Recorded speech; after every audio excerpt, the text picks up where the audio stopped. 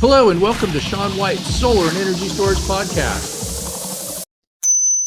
Today on the podcast, we have Victoria Stulgis, and Victoria is the president of Black Bear Energy. So how's it going, Victoria? How do you get energy out of black bears? I know they eat, what do they eat, fish or something and deer, and then you somehow turn that into energy, I guess. Is that what your company does, or are you in the solar business? We are in the solar business. Yeah, our founder and former CEO, Drew Torban, used to work at Prologis, and he always hated that everyone mispronounced. Is it Prologis? Is it Prologis? Oh. And everyone in solar just has a play on solar. And he was like, you know what? We're just going to do something else. We're going to be Black Bear Energy. And the team has really taken on, we love that we're the Black Bears. We informally refer to ourselves as the Black Bears. But we do work in solar. And are you in Carbondale, Colorado? I am, yes. Okay, great. I know that SEI used to be there. That's a place that does solar training and stuff too. Yes, yeah. So I joined from the Rocky Mountain Institute, now Oh, RMI. great. So I was in RMI's basalt office, and there's obviously a great resource of really talented, smart energy nerds in the Roaring Fork Valley due to Amory Lovins. It's been there, since the 80s. Oh, great. Okay. Oh, yeah. So I'm looking at your LinkedIn right now, and it does say Rocky Mountain Institute. I'd like to go there someday. Yes, yeah. I'll just go break in and knock on the door. So what's happening over there at Black Bear Energy? What kind of things are you doing?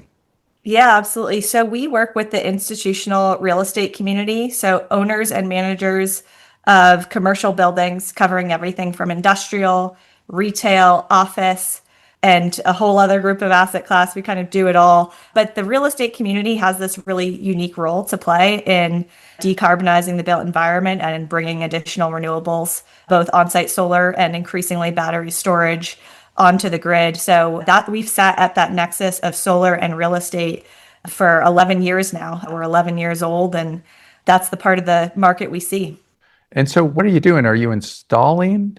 No, so we're set up to be owners' representatives. So as I mentioned, our founder led the renewables group at Prologis for nearly a decade. He was doing solar when no one else was. And he said, hey, I can do something here. I can build a team that the rest of the real estate community that doesn't have a large energy team can use as a resource to really act as an extension of our team to help scale renewables. The real estate community, they run a tight ship. They don't have big teams, and solar on real estate is a really unique thing. So that's the team we've built, is one that provides legal resources, project management, accounts, leads, analysts to really help our clients scale and take advantage of the incredible opportunities they have to add solar within their portfolio and really add value. Okay. So do you work all across the United States then? We do, yes. Yep. So our clients might own 400 warehouses across the US. So do you have any customers in Carbondale, Colorado? We do not. Yeah. No, I mean, the Black Bears headquarters is in Boulder, Colorado. Uh-huh. We're a small team. We're only 25 people, but so our clients are based in New York City. We have a colleague there. She serves a lot of those core accounts. And we have a lot of clients in LA and Orange County, a lot in Chicago. They're in all these big markets and, it's kind of scattered throughout San Francisco, Seattle. So we're traveling around to go meet the clients. Mm-hmm. Yeah. Great. And of course, the American Solar Energy Society is out of Boulder too. So they have some good conferences, and I really like them. And that's why I'm on the board of ASIS, American Solar Energy Society.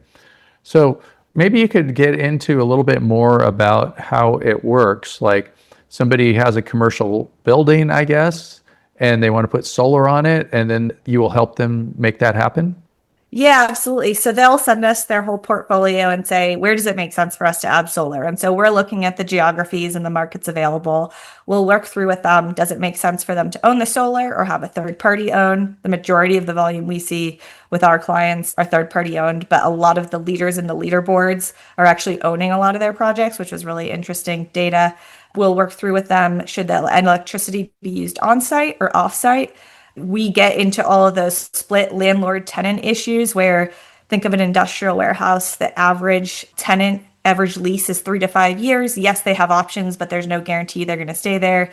They might have a 3PL warehouse user in at the beginning, uses no electricity or very little, and then it switches to someone with a high energy user. So it's really hard to do behind the meter systems for industrial for most users. So those are all the things we work through with them. As a result, the majority of kind of the way to get scale that we see it with most of our clients is to do hosted solar. So they might be hosting a community solar project on their roof or a feed-in tariff project. They're just signing a site lease and they're getting paid rent, which their real estate investment trusts, a lot of them, they care about getting rent. It's classified as good income for them, and it's the kind of income they want. So that's where we see a lot of the folks end up. It's simple, it's straightforward, they can get scale.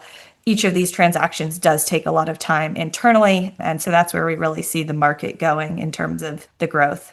Yeah, that's pretty cool that you figure out different ways where people can put, what you said, hosted systems up there. So it's not necessarily going to the tenants, or it's not like some kind of net metering where I guess they're probably still using the electricity because it's going on the grid right there and they're the ones using it. Exactly. And it is too bad that it is inconvenient for somebody to actually own a system on a commercial building, because businesses grow, they might get a bigger building, or they shrink, or they go away. And it seems like there should be better ways of doing that, and better laws where, say, somebody owns the big building, where they can put PV up there and start selling the electricity to the people in there for another source of income.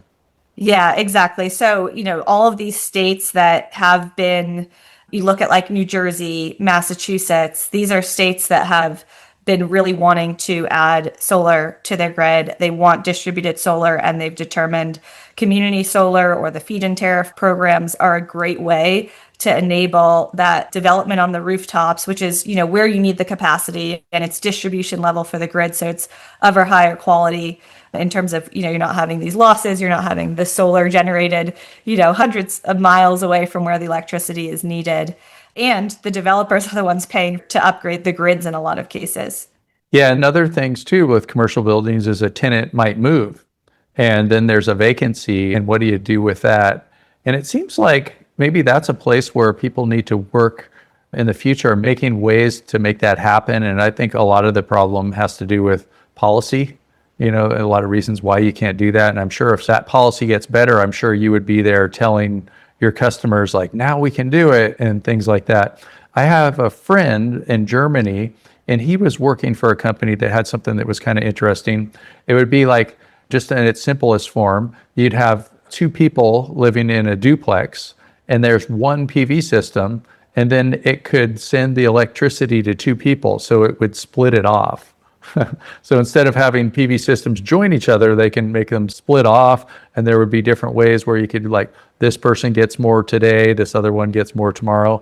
And there's so many things that we could do, but we just need the policy. And I think that the smart people that make all the software, they could make it happen. And the people that make the inverters and the electronics, they could make it happen, but they're not going to make it happen if the policy isn't going to let them do it. There's so many rules from the utilities and things like that. Yeah, no, I mean, there used to be, virtual net metering under NEM 2.0 in California had a lot of incredible opportunity for multifamily residential to be able to, think about like a mid-rise or even a garden level. There's so many meters on that one site, and all of the electricity is absolutely going to be used, right? Pretty much the moment it's generated. There's only so much you can fit on these small multifamily roofs relative to the usage on site. And so under the VNEM 2.0 in California, they let you virtually allocate those credits, and the economics worked really well. There were groups out there like Ivy Energy that figured out the billing of this to be able to go bill the residents. And just when it was getting steam and the returns are great on those projects, we got NEM 3.0 in California, and they basically, kind of virtually wiped out what the value was of those virtual net metered credits for the commercial accounts. And we saw a ton of volume and growth. And then with NEM 3.0 under VNEM, that really just all went away. And it worked out really well, actually, for retail shopping centers as well. You think about strip malls, right?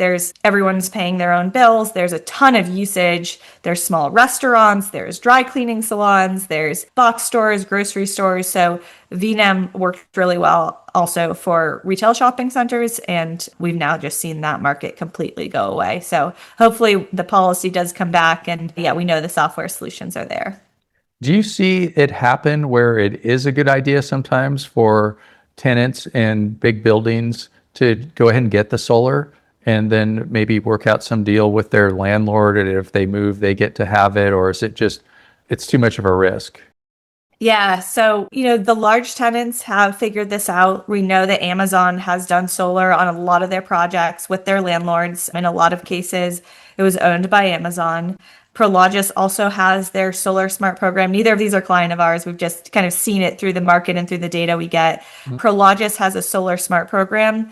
They've been doing solar for almost probably 2 decades now, if not longer. They have a huge team. They've figured out how to monetize the tax credits. They've invested and said, hey, we think it is core to our business to be able to provide tenants with solar in the markets where, solar economics make sense. And they're comfortable, they're strategic, right? They're not going to do it everywhere, but there are times when it absolutely makes sense for Prologis to own the solar, to sell the power to their residents, to their tenants at a discount. They will have some vacancy. They plan for that. They understand their vacancy risk at their buildings probably better than anyone, right? Certainly more than a third-party solar developer would. And so their cost of capital is theoretically the best cost of capital. If you had a third party underwriting that, the risk on it would be a much higher profile. So they provided an example for landlords who do want to take on owning solar. They're smart about how they size it. So a future tenant that comes in, if they're not using as much electricity, they're not left out. Yeah, and it seems like you should be able to feed the neighboring suite, just move around a few breakers and then the electricity could go to that person. But I guess it would also be, a different interconnection agreement, and it would just be too difficult. But there should be a way. But I think we just need to have better policies and things like that. Maybe you could run for office and you could change all the policies too, something like that. Or one of us, I'll flip you for it. Yeah, I don't know if I hammered me to run for public office, but appreciate that. So how do you keep track of all the different places? We've got the 50 states and Washington, D.C. and Puerto Rico and all these different places. How do you keep track of all the policies? It's so different from place to place. Yeah, it absolutely is. Yeah. And, like Black Bear's been around 11 years now. So, we have systems we've built out when we build an RFP in one market. We have kind of things auto-populate that we know about that market when we're running an RFP. We know, it's RIP part of it to know, hey, this is where we can do rooftop community solar, support a lease that our clients are willing to transact at. But we're also constantly getting market information from everyone we work with. The solar developers we work with are our channel partners. Our clients are constantly getting unsolicited proposals from solar and now battery storage developers. So oftentimes we may find out about something new that's happening. And then we have folks on our team that are really kind of tracking policy with all of, everything from CCSA to just following the news and tracking a bunch of the different markets to understand, hey, what are the new markets where there's bills passing around the state legislature. Same thing as programs get approved and they work on the program rules. That's all stuff that we track. We interrupt you for a very important announcement. Sean White's Solar and Energy Storage Podcast has been brought to you by Sean White's Solar and Energy Storage Podcast. That's right, Sean White is sponsoring his own podcast, and he wants to remind you to go check out some of his classes. You can go to SolarSEAN, that's Solar, SEAN.com, and then click on the links to check out his classes. You can check out his heat spring classes, and you can also hire him to teach classes for you, like at your company, something like that. Now back to the show. So where do you see most of the activity for your business? It is predominantly site leases for rooftop community solar on industrial and retail assets in the following 4 geographies: New Jersey, Maryland, Illinois, and Massachusetts. Okay. That's the majority of the volume. We have also done quite a fair bit of behind the meter projects in California. The majority of that volume has been office, life science, and mid-rise multifamily. In all 3 of those scenarios, our clients pay the bills, and there's also a lot of kind of consistency. That asset, that a future office user is going to use the same amount of electricity. And same thing on a multifamily. The mid-rise common area, that load's going to be there for the future. So if I had a commercial building, I would just call you and you would help me out then? Or do I need to have a whole bunch of them? Yeah, for the most part, there's times we've done kind of one or two projects. For the most part, we're set up to really work with groups that have scale. If you've got 20 assets in the best geographies, then it works. For the most part, our clients have, probably 100 to a couple hundred assets. But again, the geographies matter. We have folks that come to us and say, I have all these huge warehouses in Arizona and Texas and Florida. And we're like, we can't do anything for you. We're sorry. So that's a lot of warehouses. I mean, who are these entities that have all these warehouses? Are they like big companies that everybody's heard of? Or are they just rich families that have been around for 100 years? Yeah, for the most part, we're working with public real estate investment trusts. So, the name Stag Industrial. We've also done a lot of work with asset managers. So they might own a lot of, or they don't actually own the assets, right? They've got pension fund money. So Bentall Green Oak, for example, we just put out a press release with them. They have a lot of CalSTRS money invested in their funds. We just did another ribbon cutting with LBA Logistics, LBA Properties. These are all institutional property owners. They are businesses that are set up to buy and sell real estate. So there might be a lot of people here listening that own some of these companies that don't even know what's happening. Like it might be inside of their portfolio. And there's some big old entity, like you said, our real estate investment trust, what is called a REIT, REIT, something like that. Yes, yeah. And not all of these are set up as REITs, but a lot of them are. And you've got the owner community, which would be like the Stag Industrial. And then you've got the asset manager community. And then we also work with a lot of the private equity groups. We're owned by Blackstone. We work with a lot of their Blackstone real estate portfolio companies. EQT Real Estate is also a client of ours. They're owned by the Swedish private equity firm. So these are large, well-capitalized groups that they buy and sell real estate. That is their bread and butter. And are any of them individuals, or they're all just these big entities that are some sort of corporation or investment trust? Yeah, that's correct. I think maybe on one or two projects we've had our clients say that it's a JV partner with, one high net worth individual who owns half of the building and they have to get his approval, but that's not who we're working with in the day to day. Yeah, that's me. I'm that high net worth individual. Well, great. So are you looking for more business? Yes, we're always looking for more business. Okay, so I guess everybody that is showing up at your shareholder meeting for your commercial building company that owns a whole bunch of commercial buildings, they can give Victoria Stulgis a call, and then she'll set them up with different ways that they can put solar on these big commercial roofs and in turn save the planet. Do you also have, like, say, tenants approach the owner of the building and go like, we really want to do solar, but it doesn't work for us because you pretty much own the roof, I guess, also, as the building owner owns the roof. And so they will pressure their owners or tell them that they want to be green and they want to get better electricity. And that would maybe set off a chain of events and they give you a call. Yeah, no, absolutely. There's definitely times when our clients will send us, hey, the tenant reached out to us. They said they're interested in doing solar. They'll say, this is a tenant that we care about. Can we figure out how to work something out with them? It definitely depends on the client and the geography and the tenant and their lease term. I will say, we get approached with a lot of tenant deals. And I am always, started at least as the optimist of like, let's figure this out. This is great. Eventually, the majority of those deals, there's one I can think of that I'll talk more about, but the majority of those deals, when you kind of push comes to shove and everyone sees the numbers, kind of goes up the chain with the tenants. Oftentimes we learn that, they maybe weren't the decision makers and they see the numbers and they say, okay, we're not interested anymore. It's always hard to have that happen.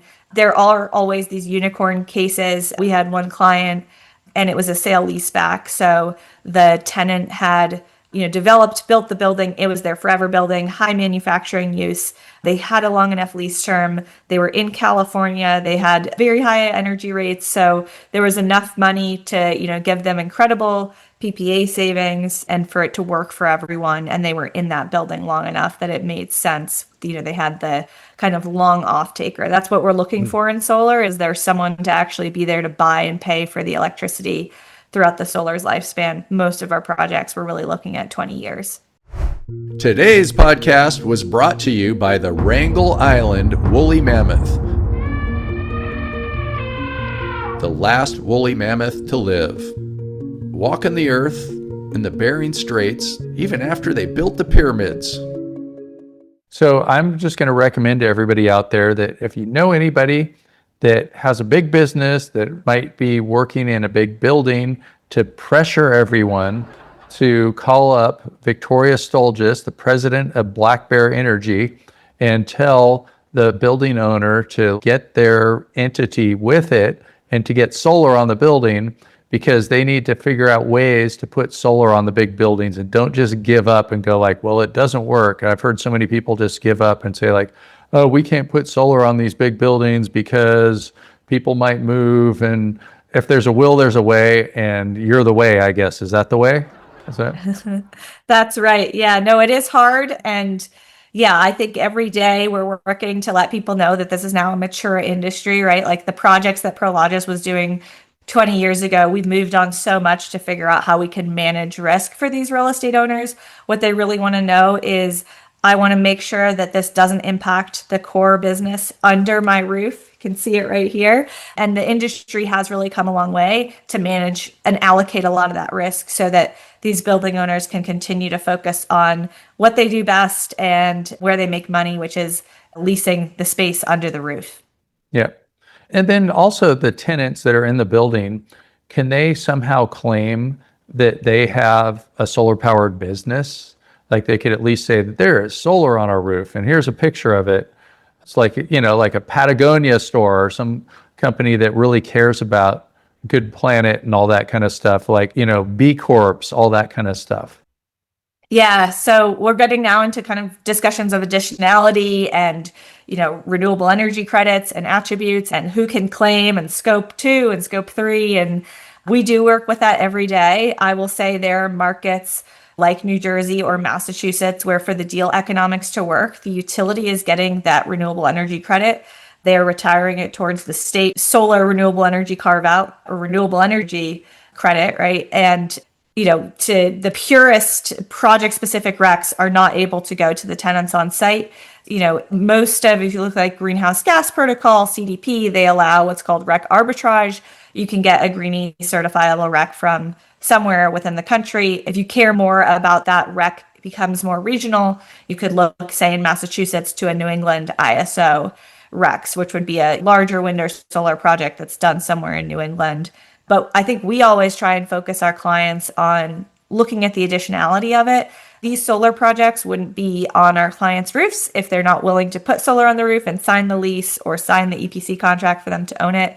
You know, without that, there would not be solar on their roof. And we'd rather, you know, we have some clients who are like, their first instinct is, I only want to do the deal if I get the project specific rec. We can do that behind the meter in California all day long, or another place where the recs aren't worth much. I think that's short-sighted, right? Like the scope, I heard a client say the planet doesn't care about scope. And I think that's right. We should really look at, is the deal going to happen, and take into consideration what we do with the recs and who gets them to make sure the deal still can happen.